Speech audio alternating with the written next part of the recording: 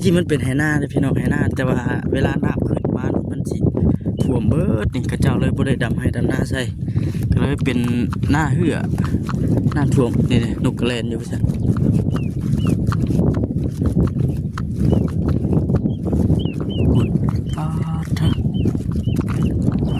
มานอยู่บ่มานอยู่บ่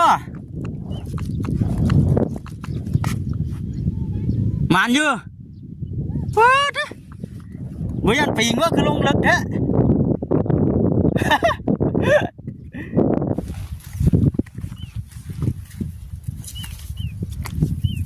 นกกินเบิดแต่บ่พุ่นบ่คำสิเลาะไปทางนั้นเนาะพี่น้องเลาะไปตามบนสายห้องพุ่นแล้วก็จังสิกลับมาหารถบัดที่นี่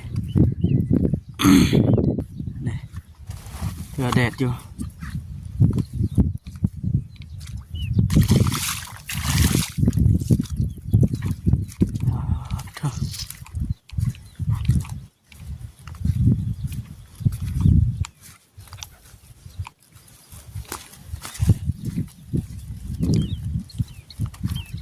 บ่มีนะพี่น้องมันบ่คือตอนนั้นบ่คือตอนแรกเนาะตอนแรกเนี่ยหอยมันสีนั่นแต่ว่าหรือว่ามันห่อนบ่ห่อนเลยหอยบ่ออกช่วงค่ำช่วงแรงพูนพี่น้องเอ้ย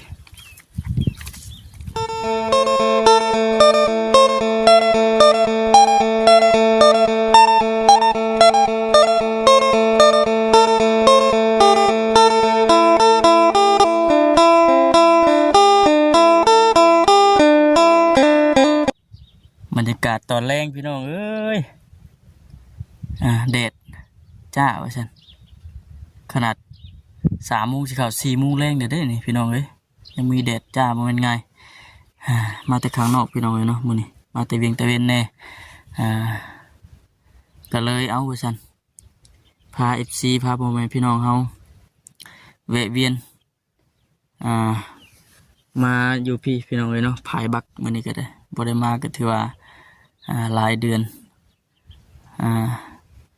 บ่ได้มาพี่น้องเอ้ยเนาะบ่คำมาอย่างเด้ว่าซั่นมีอันชาวบ้านเพิ่นพี่น้องเอ้ยพุ่น2 คน2ผัวเมียเพิ่นตึกจะลงอยู่กลางน้ำพุ่นต้องบ่ย่านปิงดีเนาะพุ่น อยู่กลางแม่น้ำพุ่นเลยพี่น้องเพิ่นบ่ย่านปิงดีว่าซั่นมีเรือ2 ลำพุ่นกับพี่น้องเล่นตามหลังกันต้นแตนไปเพิ่นพยายามมองยามอย่างแล้วบางทีก็เริ่มใส่มองแล้วมันค่ำเลยเด้โตแดดจ้าพี่น้องเลยเนาะเด็กพี่น้องเลยเนาะมื้อนี้ก็ทางบ่ค่ำมาแต่ข้างนอกพุ่นแหละแต่เวียงตะเว้นในมื้อซั่นก็เลยลวงกายมาเฮือนเลยพี่น้องกายเฮือนมาเลยมาสอกหาในอยู่ในกินก่อนมื้อซั่นไปหาครอบครัวของอย่างแหละไอ้จอยเพิ่นพี่น้องเนาะครอบครัวที่ว่าทางผู้ใหญ่เพิ่นซอยแต่กี่พุ่น2 ปีหรือว่าปีปลายเลยละที่ผ่านมาพี่น้องไอ้ผู้ใหญ่เพิ่นก็จนได้มาลงหาอยู่พื้นที่เองเลยนะพี่น้องอยู่ปูนทำมาคำไปผู้เดียวมันชวนอ้อยพุ่นละแล้วก็ไปหาครอบครัวเด็กน้อยอยู่ร่วมกันประมาณ3 คนนี่แหละแม่นีปะนั่นก็ได้อยู่กับพ่อก็คือว่าไหนพ่อก็งอมเงียบพี่น้อยติดงอมเงียบคือจะหู้เนาะแต่ว่าไปหาเมื่อนี่2 เคสนั่นบ่อยู่จักคนพี่น้องเนาะคือจุดประสงค์ของบ่ค้ำไปนั่นคือบ่ได้มีผู้หลักผู้ใหญ่เพิ่นดอกพี่น้องคืออยากไปสอบถามหรือว่าถามไทยไปเยี่ยมไปยามเบิ่งอะไรพี่น้องเนาะแต่ว่าเพิ่นบ่อยู่ก็เลยว่าซั่นจังใดก็ได้มาแต่ข้างนอกแต่เวียงตะเวนแล้วก็เลยมาสอบหาอยู่หากินนี่แหละพี่น้องบอกคำสิมาหาเบิ่งหอยก่อนเก็บหอยเนาะหอยเชอรี่เอามาต้มใส่ส้มมะขามใส่ส้มใบมะขามเฮ็ดแจ่วซีฟู้ดกินว่าซั่น3 ลูก 3 เมียมาแต่เฮ็ดเวียกเฮ็ดงานเนาะพี่น้องเนาะเอาคนอื่นก็มีแต่ว่าอากาศทักทายสบายดีแล้วก็สวัสดีเด้อพ่อแม่พี่น้อง FC กันเบิดสุขคนเนาะพี่น้องเนาะยินดีต้อนรับเข้าสู่ช่องของบ่าวคำคือเก่าพี่น้องพบกันสิเก่าสิเคย ป้าโถคือประเดชคักแท่นี่เดี๋ยวบ่คำสิเอารถไปจอดพุ่นเลยพี่น้องเลยเนาะมาผู้เดียวมื้อนี้ก็ได้มาลุ้นกันพี่น้องว่าสิมีบ่ระหว่างเฮาเลาะเก็บตอนเว้นนะพี่น้องกลางคืนบ่กล้ามาย่าน เราเก็บตอนเว้นนี่มันสีได้อีบ่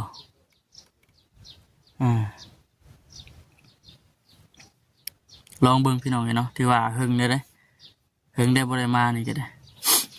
พกถุงยางบ้าใหญ่บ่เริ่มเทิมเลยว่าซั่นถุงยางถุงยางเนาะเอามาไว้ใส่มักขี้หอยเฮา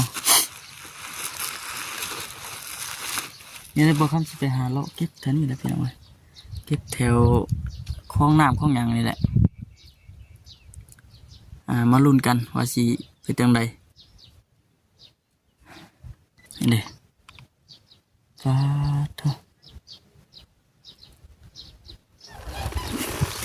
คนเรือจอดรถไว้นี่บ่เนาะพี่น้องเนาะจอดรถไว้นี่แล้วก็สิย่างไปทางนั้นมันบ่ได้แล้วก็เฮาก็กลับมาเอาแบบนี้บ่พี่น้องเอ้ย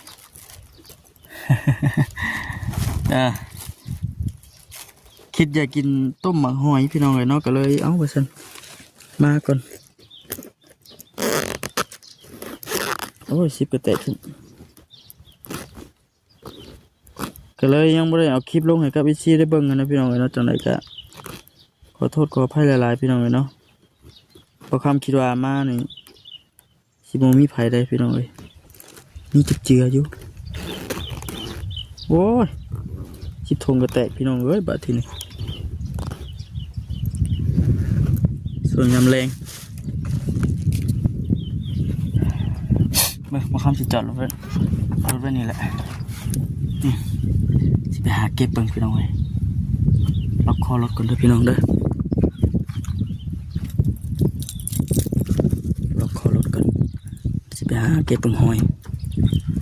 ลองเบิ่งว่าตอนเว้นมันสิได้บ่ได้ว่าจังใดเดี๋ยวบ่คำสิเอาไปพุ่นบ่พี่น้องเนาะเอาไปพุ่นเลย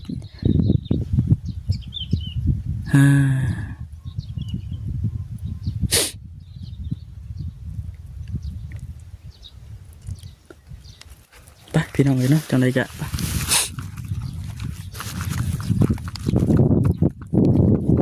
เอารถป้านี่เลยพี่น้องเลยเนี่ยเอากันคอยเก็บยางว่า3 คำมันสีได้อยู่บ่เลยหนุกโป้หนุกกระลายพี่น้องเนาะ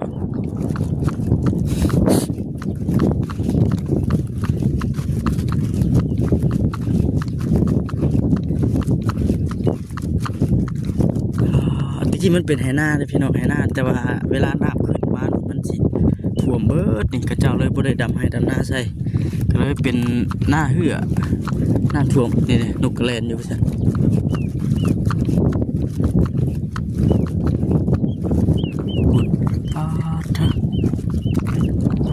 มานอยู่บ่มานอยู่บ่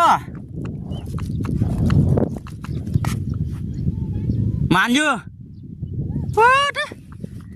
บ่ยันปีงว่าคือลงลึกแท้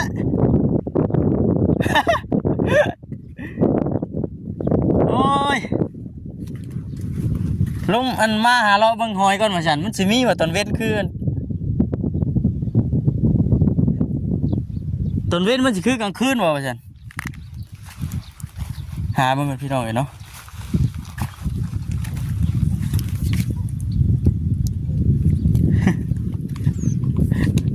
เขื่อนเต้นอยู่เมื่อกี้นี่เนาะเดี๋ยวพี่น้องเราสิว่าบ่ครับมันเป็นอย่างที่นะว่าผู้เดียวเลยเนาะพี่น้องเนาะหาเบิ่งก่อนแต่เก่าช่วงบ่ครับมาน่ะอยู่แถวนี้เลยพี่น้องเนาะหอยนะคิดจะกินต้มหอยนะพี่น้องเนาะสุกสิมีอยู่บ่อันนี้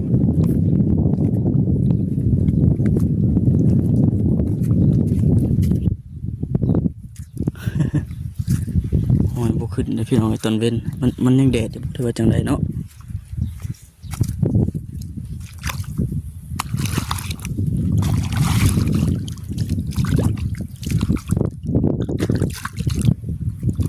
อึบอึบอึบอ้าเถอะ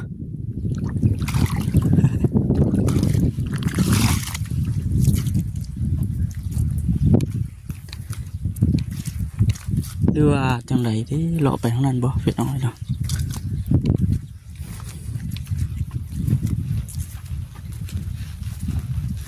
เดี๋ยวตอนเว้นหอยบ่ขึ้นบ่เนาะ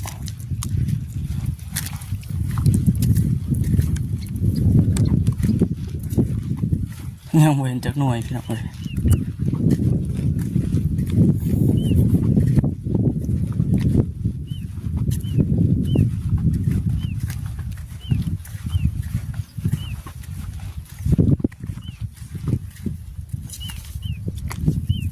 นกกินเบิดแต่บ่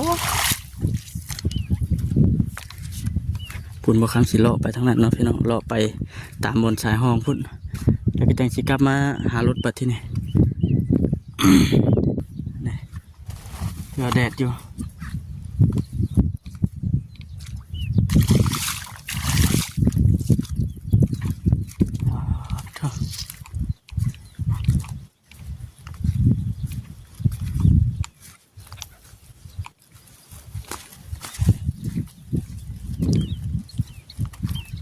บ่มีพี่น้องมันบ่คือตอนนั้นบ่คือตอนแรกเนาะตอนแรกเนี่ยหอยมันสีนั่นอยู่แต่ว่าหรือว่ามันห่อนบ่ห่อนเลยหอยบ่ออกช่วงค่ำช่วงแรงพูนพี่น้องเอ้ยโอ้ที่เกิดยากเลยยากเลย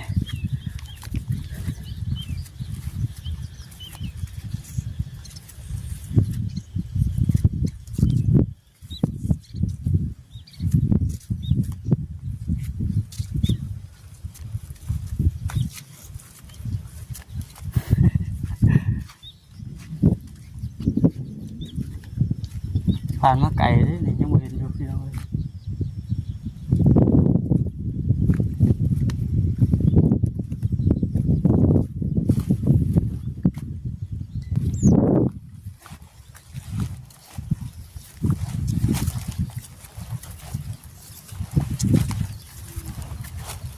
เอาเลยกวาด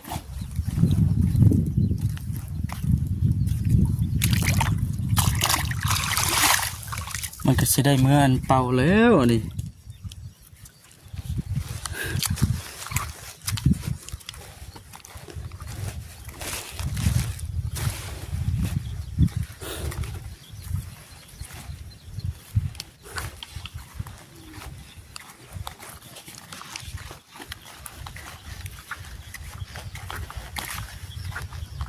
บวกคืออันนั้นนะพี่น้องเนาะช่วงตอนแรก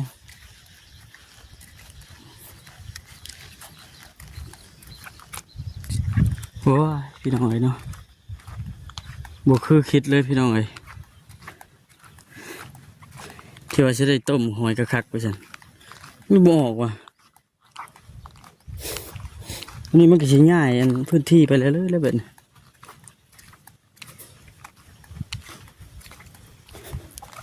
ย่างจนหอดพี่ยังบ่มีพี่น้องเนาะเปิดจักหน่อยเดี๋ยวสิอันพาซีพูดละไปทางนั้นต่อพี่น้องเนาะมันบ่ห่มหมดเลยจังไดมันยังเว้นอยู่ว่าแล้วสิผิดบังอีก เอาอันถุงยางหงมาบักใหญ่หนึ่งหมดสั่นหอยบ่เห็นจักหน่วยหรือว่าเฮาบ่ได้มาโดนมันเนาะพี่น้องเนาะมันออกแต่กลางคืนสิบ่ตอนเว้นมัน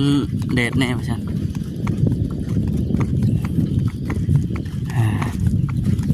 เป็นถามชาวบ้านเพิ่นกินนี่ว่าได้อยู่บ่ว่าซั่นได้อยู่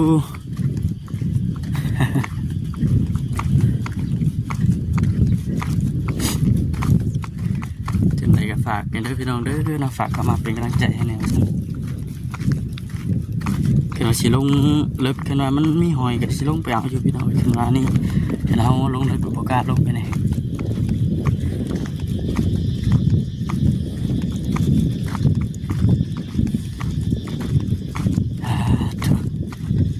พี่น้องเนาะเดี๋ยวสิโจกกล้องไปก่อนเด้อพี่น้องเด้อ